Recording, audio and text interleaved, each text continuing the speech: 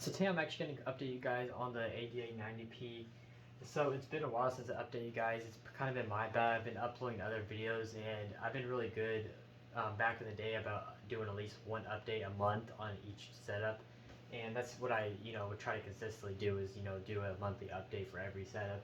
But of course we've had so many setups this year that it's kind of been hard. I've been able to make a lot of setup videos and stuff like that. So sometimes I just totally forget about the update videos in general.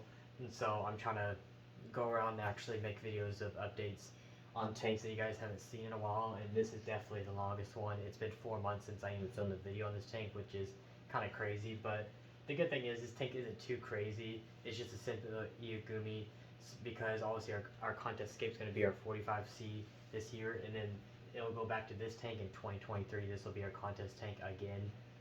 So there's nothing crazy about this tank, but I did want to come through and update you guys just so the people that are wondering how this tank is doing and stuff like that, because there's a lot of equipment changes I did this tank, and some people are probably wondering what stuff is working, what's not, if there's anything I changed. So actually recently I just actually went through and trimmed this whole carpet. It wasn't actually too bad, but I went through and just trimmed it one good time to really freshen up the whole carpet. And yeah, it's looking pretty good though. There hasn't been much problems. There's still a little bit of hair algae hanging on from when I changed the light from the Twin Star 900 to the 88 Solar RGB. Of course, that's going from 70 watts to 130 watts. Took a little bit for this tank to adjust. And yeah, there's definitely algae for a little bit, but of course, with time and patience, this tank went back to normal and it was just fine. So it's all good there. But other than that, I really haven't done much other than I did add some mid-grounds like I've stated before. And so I did add S-Repins, and those are slowly still growing in, so you can kind of see them. So they're still kind of in the stage of growing. So hopefully the next update they'll look pretty nice once you guys see them next. And then I had some other mid-grounds. So yeah, there's a few plants planted just to see if we can get it more depth and make it look a little nicer. I think always adding mid-grounds, especially around some of this rock work, will look really nice over time. So yeah, and makes the tank look a little more better. Um, but yeah, so yeah, it's still the same lime stock. I'm doing not Ember Tetras, but Ruby Tetras this time. Little bit different than Embers, but almost the same. Rubies just have um, the red through the body, and they have the black little ends on their tails. They just look a little bit nicer than Embers, I think. And so I have about at one point, I think I lost some I think I screwed up one night and left the skimmer on and actually killed it quite a bit on my part, but I think there's still about 30 something here. I did have a school of 50, but you can see there's still quite a lot in here, and they school really tightly, which is nice. And then of course we have our Amano Shrimp in here, and then I do have one Siamese, pretty good size one floating around here just for, eating up some of that excess along the way. And then I got Neorites in here as well for our cleanup crew. Yeah, like I said, Amano Shrimp, I have about 50 or 16 here, quite a bit.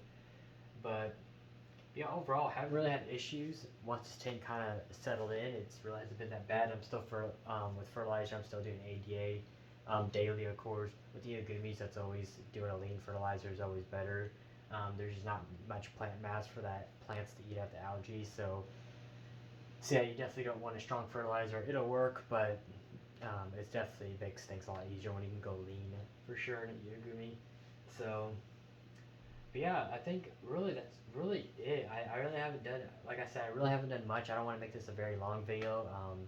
Just wanted to make a quick update so you guys can kind of see what's going on with this tank and all that. If everybody's wondering, some people always ask how high your light's hanging, especially for solar RGBs. It's always a big question.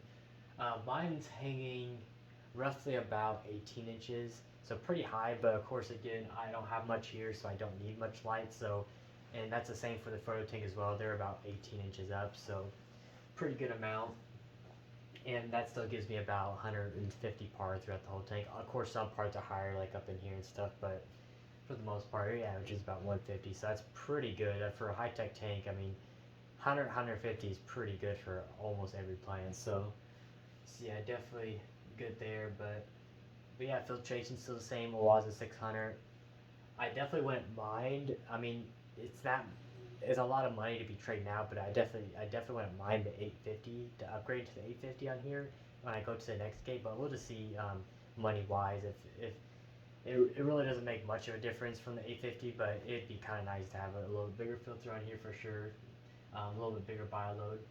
But yeah, other than that, if you guys have any other questions on this tank, if you see anything else I didn't say in this video and you want to ask me down below, definitely do so. You can follow my Instagram at JJ Aquariums, and of course you can ask me questions there, and you can follow me for actual day-to-day updates. Of course on YouTube, if you only follow me on YouTube, you guys will only see so much things because I only upload once a week.